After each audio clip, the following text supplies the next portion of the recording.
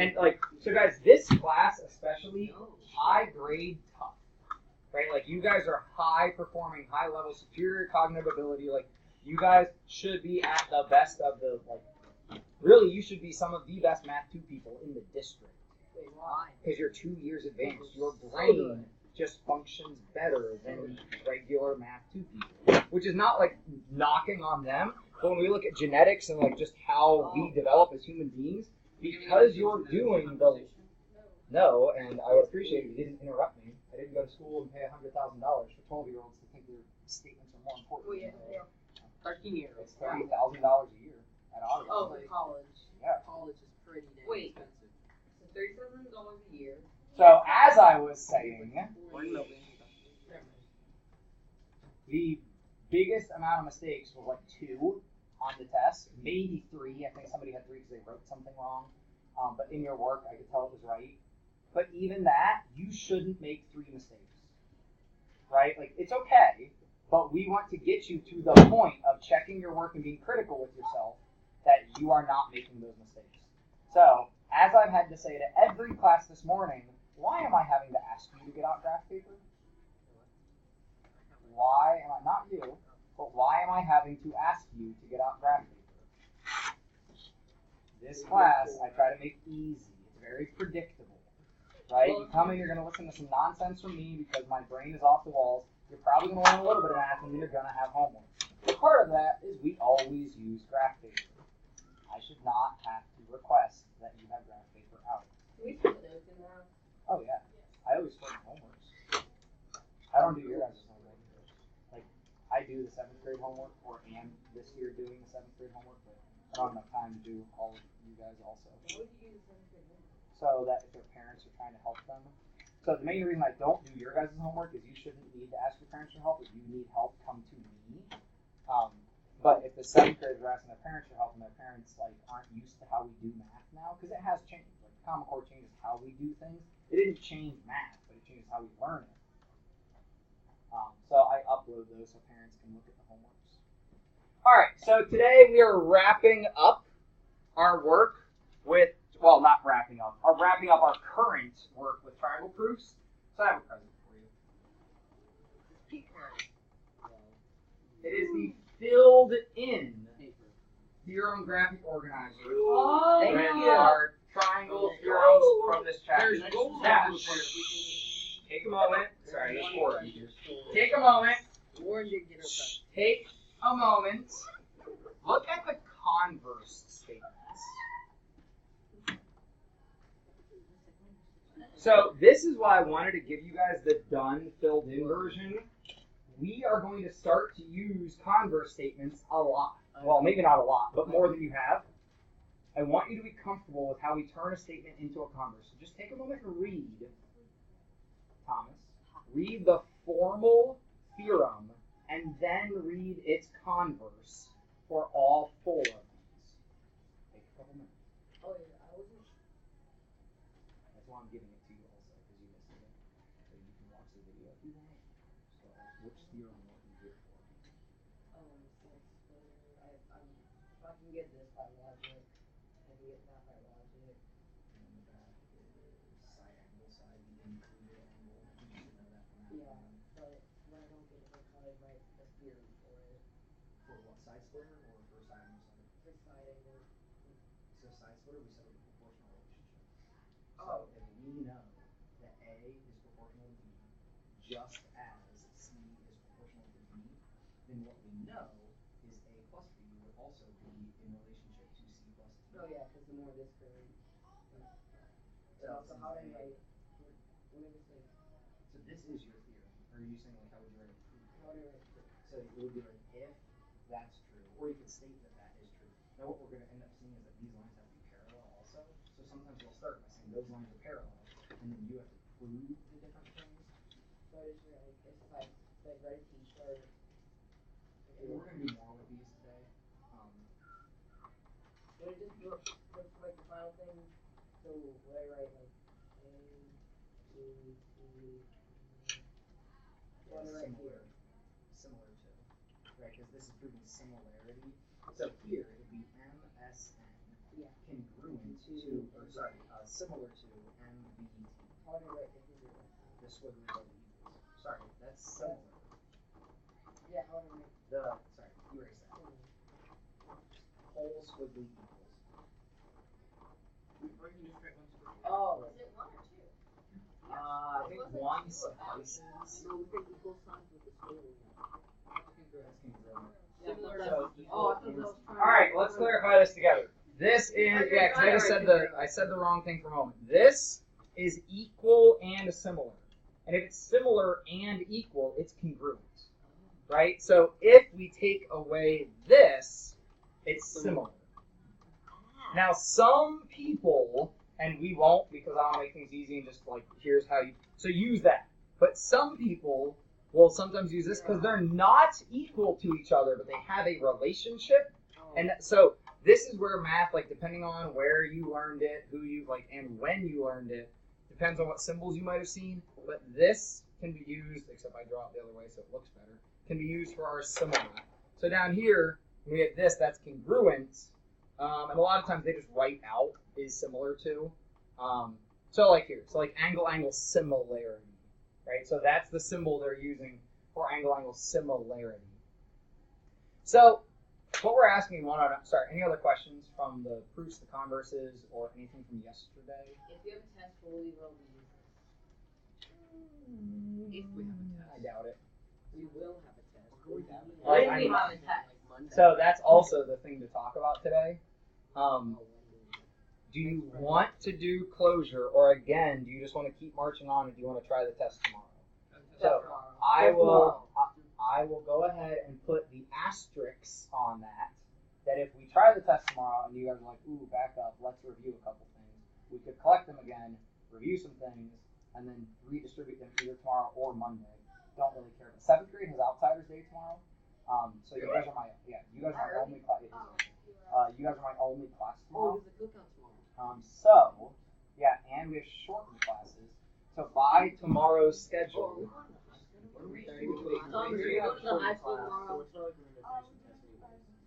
By tomorrow's schedule, I have you guys from 10:13 to 10:44, so I have you for 31 minutes.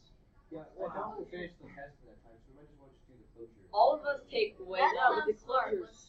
So, I agree with what you're saying. The only other thing to think about is it's okay if we don't finish the test. So, you could potentially start tomorrow, identify anything you don't know, study over the weekend, and finish on Monday. Wait, you can just do it all. Hacks. Or you might potentially get done tomorrow. I don't know. It's not a super hard, like I'm still modifying it a little bit. I have commitment issues. I don't like committing, and then I think like, oh, later today I'll realize I want to change something, so I don't normally print stuff till the morning. So I'm still modifying some things, but it's like, again, it's like 10 questions. It's not super complex. It goes through triangle congruence theorems, triangle similarity theorems, parallel lines with transversals. We have a question on there about polygon categorization. So like shapes, right? So you have a Venn diagram given to you, and I didn't put one of these on chapter 1. It was more of like a chapter 1 thing. You have a Venn diagram given to you, and it's already got the shapes sorted. And it says like you have to identify what is this group, what is that group, and what is the intersection group, which there's multiple right answers. Like as long as what you say is valid. Well, you have to make sure that everything has a right angle, but that could be one of them. Yes, that does not. Wow. So we'll revisit this conversation in 30 minutes and figure out what we're going to do tomorrow, Monday, whatever else. So today, right, we're wondering, does angle-angle similarity always work? So Scott knows that if two angles of a triangle are congruent to two angles of another triangle, then the triangles will always be similar. But his teachers asked him to use transformations to explain. So Elena says, let's start with this diagram. I'm going to name my triangles PQR and TUV. So either if you have a book, you can trace these real quick, or try to jot these down in your paper, and please please put the correct angle markings on there. 1 tick, 2 tick. 1 tick, 2 tick. Red tick, blue tick. I don't know why, but this is just like too much fun. Whoa. I wanted to hook one of those up to my wheelchair to use it for my student ID. There's like a sign over at the WEC that is like all visitors will be asked to present identification. Because I was over at the WEC So yesterday. you just felt super cool. No, so I had this on and I was waiting, like I don't have it high or super obvious and nobody ever asked for it. And I was like, well, this is disappointing. I actually remember my ID today. So, we want to justify how these are similar, which really means how could I actually map the image onto the pre-image onto the image or vice versa. So, what transformations can we use if we had to prove this to somebody who doesn't understand it, right? Thomas, give me the first one you would do. We're going to compile this together. The first one I would do Yeah, would what's- probably be dilation. So Thomas wants to dilate it first. What's your scale factor? I don't know. What's your center? Center, say Q. Okay, how far out do I go? I would not advise dilating first because we don't know how big to dilate, right? So that's the only problem is if I start with dilation first, I'm like, wait, how big? So I'm not in the right location yet to be able to dilate. So if we knew the scale factor, we knew some lengths, we could dilate first, but we don't. Leon? You could rotate. the Rotate small from where? Which way? From R. Wait. Darn it, we don't know. Rotate I Oh, it. easy. Translate. Wait, Chris has had his hand up. Chris has had his hand up. Chris, what would you do? So you translate P onto T. Translate P onto T. Everybody, now I'm going to make it easy. Everybody please write out trans, I mean you can write translate if you want, but P over 2T. So we'd go right and down, right? If we put it on a graph, we'd know. Then, Steven, You need to rotate it until what to where? side QP is on Parallel to UT. you. Rotate, Not parallel, but it's parallel and it could be all moved. rotate, what did you say, QP On U, whatever. onto UT? So just make the lines line up on top of each other. And of course, our center of rotation then is the P, or T, whichever you want to say. Actually, it would need to be P since we're rotating this triangle. We'd use P as our center, so if you were being asked. And then, Jacob, You dilate out from point P until the triangle is like fully On lined up. so I agree, our center of dilation is going to be P, but how do I know how far to dilate? Until all the angles line up. Yeah, so give me like one, like a set. Until, UT is the same, until QP is the same length as UT. yeah, you can make it easier and just say until Q is on P. So dilate to Q on P. Well, it would be Q on U, sorry. Q on U. Oh, yeah. My bad. Yeah, I saw like weird faces. Like Q to land on U, right? So we moved it over, down. Then we dilated, No, we wrote or sorry, then we rotated from T or P, rotated it up to line up. So then we had, Like a smaller triangle. yeah, like a smaller triangle in here. And then you would just. Oh, then you That can way. do it off. to Then, there. then we stretch this point out, and when we stretch that, the triangle has to stay proportional. Like if we were in Desmos or something, this would also stretch with it, and we go until Q, which is here now, lines up on U. Cool? Wait, well, We could also dilate UVT smaller, right? We could shrink it down to one. but we aren't going to do that. Now, right, everybody at the beginning, I feel like seemed like they were like, oh, easy, done, I don't even need it. Like, but do you realize how like, the order that we take to explain things really does matter? We don't want to start with dilation, right? Because I don't know how far to dilate. My center of dilation is kind of irrelevant at the beginning. Pay attention to your order. And also order of the points. This is one of the biggest things people get wrong on my assessments. The order in which you write the points of the triangle matters. Because QPR is similar to UTV, but QPR is not similar to VTU. Order matters. Did we like all mess that up on the test? No, but like in general, when I teach this class, because you guys know what you're doing and you don't necessarily pay attention to the details of it, and that's when bridges fall over, like, or collapse, not really fall over, but like rip itself apart. So we're gonna skip all, like, and this is why I didn't want to show you the next, like, so they walk it through, right? So they move it, they line it up, then they stretch it out. So side splitter, right? Just for you, Satya. Written in the textbook, just because Satya was absent. So Janelle and Cameron are working. Cameron. So, check it. Cameron. So here's our proportion we set up. So go ahead and drop that proportion on your paper. 4/6 is equal to 5/5 plus x. Now, Janelle wrote 4/2 equal to 5/x. Is it, though? Yeah. So, you guys, just like Cameron, are reacting too fast. All because she wrote something different than you. Does that mean she's wrong? No. So, solve either of those proportions. Let's see if we get the same answer. Just by the way, I really enjoyed getting to work with you guys because we were at, maybe I'll show you what we were doing. We were at our meeting yesterday, and we were looking at how we were solving certain pattern, like, problems. And my group that I was sitting at was a group that also, fortunately, gets to work with higher performing kids. So, getting to work with you kind of lets me, like, nerd out, right? And I left one of my sheets of paper at the meeting. I left it on the table accidentally, which is a bummer. Go back and get it.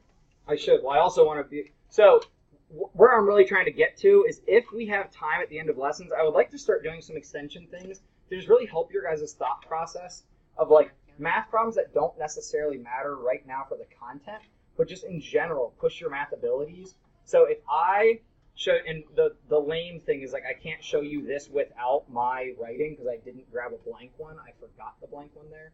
But come on. Come on. There we go. So check it. This was our problem. Right, so we walked in, this was our, like, intro problem. They said, explain how this is growing. This is not actually a Math 2 level, this is lower. Excuse me, so my first thing, okay, if I carry my middle over and make the blocks on top the new, and then I carry my old one over, make the blocks on top new. But then that was, like, too easy almost. Yeah, so they are the perfect squares. So the easiest, which I avoided, was grab this, put it there, you got a perfect square. Grab these 3, put them here, you got a perfect square. Grab these 9, put them boom, boom, boom, boom, boom, boom, you have a perfect square. Like, but I wanted to avoid that, so I was trying to do some creative methods. So of course I jotted that down, I sketched it.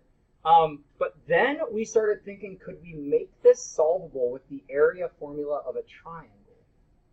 Right, now this was way further than what we needed to do. And actually then I modified the square method and made it rectangle, so it'd be like n by n plus 1. But so this wasn't really working, right? And I tried my formula, right? 1/2 base times height. But then I got really into it because I failed. Right? This wasn't right. That's not correct. So then I realized, what if I put it on graph paper to get rid of the gaps? Right? I need to actually see it tight together. What happens here that I didn't realize before? The extra base left over, because when I move those little triangles from the left side over to the right side, my base is now 8. Not 7 like it had been, because these little shaded regions move over to here, here, here, and here, which extends my base out. Which then I realized, oh man, my base is 2 times n plus 1. Which just makes it... Then my height is n plus 1. And then my formula, 1/2 base times height, this works. Now, another problem was, is this a fraction? If so, what is it? But we won't go into that right now. Why? But so guys, like, I would like to start doing more of this sort of stuff with you, because these are the sort of, like, we all look at it differently. We all solve it in different manners. And just looking at those different strategies is really beneficial to your brain. So that was some of what we did yesterday, just why I wasn't here. It's the 7th and 8th grade teachers at, like, in Worthington, people that wanted to come. So that, like, the website, and don't go solve like a million of these, but the website that we pull a lot of this stuff is called U Cubed. Stanford University, or sorry, Stanford. There's Stafford in Ohio, and then Stanford, you know Stanford. Stanford University has created a bunch of these. So because I got you hooked here, we'll get through this lesson quick. No, don't do this. Remind me in an hour. Remind me in 52 minutes. Yeah, so, sorry, back on this. What'd you get for X here? 2.5. Did everyone get 2.5? Yeah. Even with this proportion or that proportion? Yeah. So either one works. So if we try to write this out as a formalized proof, we end up with what I already gave you on your paper. Yep. Right, and the reason that this happens can be traced back to these lines being parallel, or we can prove that these lines are parallel if this proportional relationship exists. So either way, we can use the proof statement or we can use the reverse of the proof statement to get what we want. So the converse of side-splitter, I already gave this to you because like I wanted to be able to do some other stuff today. But when we turn around the side-splitter theorem, right, that converse, and I left my paper over here. If a segment intersects two sides of the triangle lengths and the parts are proportional, then that segment's parallel to the third side of the original. And then we could actually figure out some sort of scale factor. So does side-splitter and its converse make sense to us? Yes. So that proportional relationship is formed. Has to be true because they're similar. Every side is similar to the other triangle just as the other side and the other. Like, so if it's double, this side double that one and double that one. Like, it's got to stay proportional.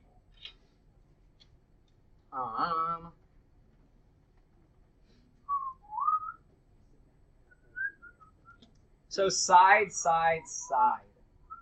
Right now, as soon as I pull this up, people are normally like, but that doesn't work. Yeah, you have to do It's not talking about the sides being equal. It's talking about the ratio. So this is not side, side, side congruence theorem. This is side, side, side similarity theorem. So what side, side, side similarity is saying is if we check the proportional relationships, which we already talked about this the other day.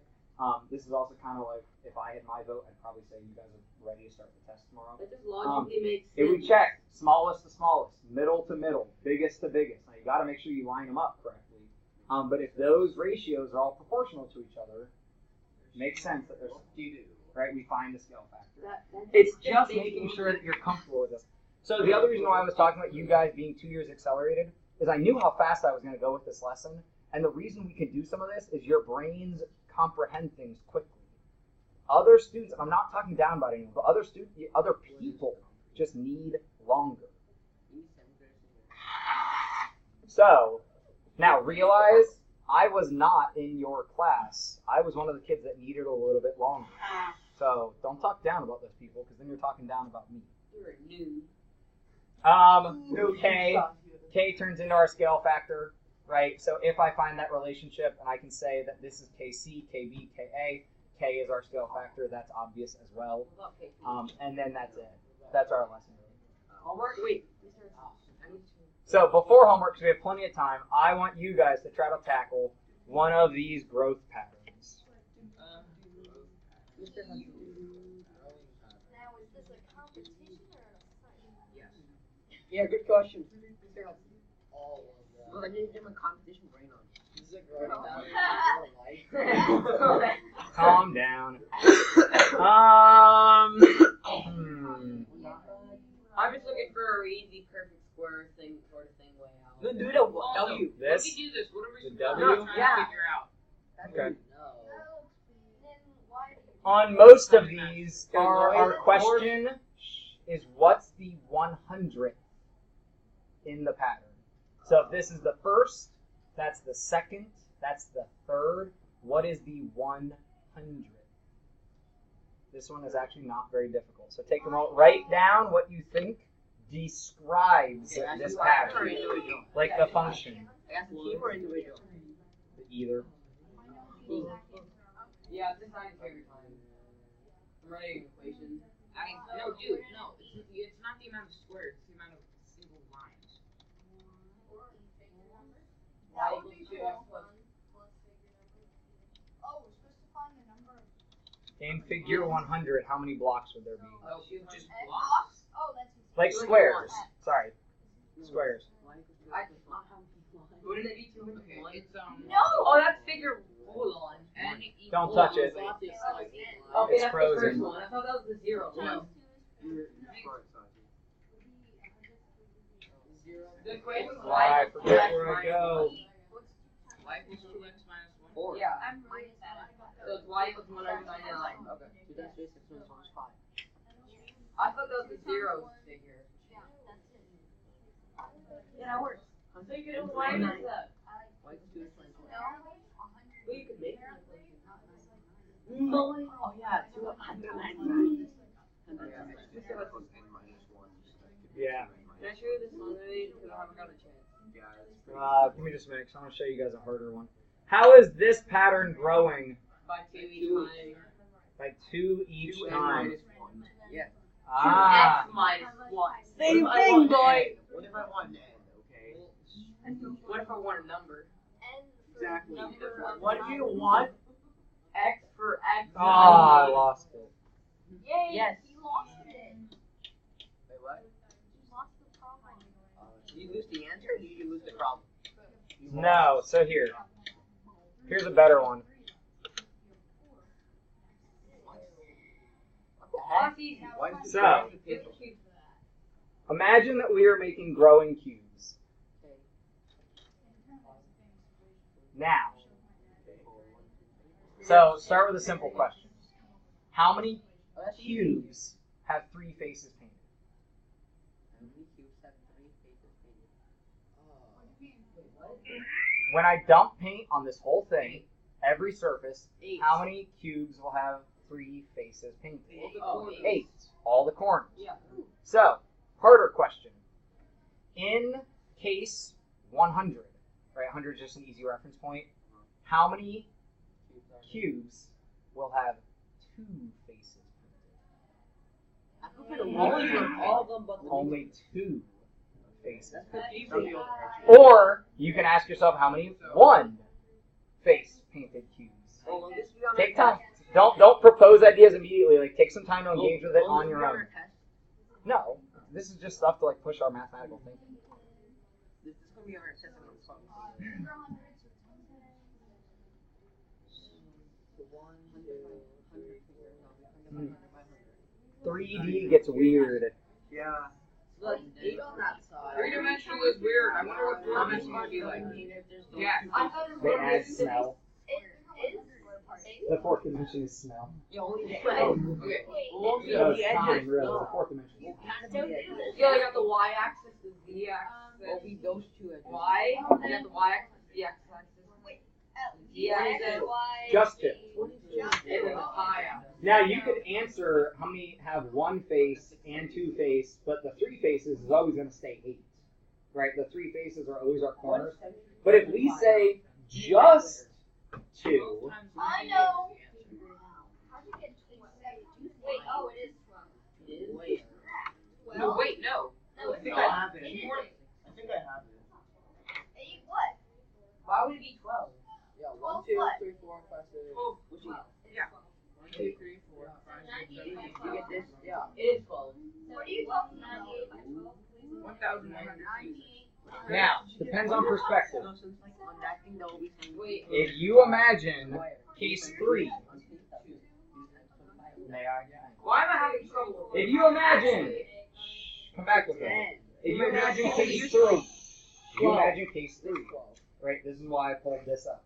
This is a really nice Rubik's Cube. I can't even spin. You imagine case 3, right? A 3 by 3 by 3 cube. 2 faces, 2 faces, 2 faces, 2 faces. And the bottom, 2 faces, 2 faces, 2 faces, 2 faces.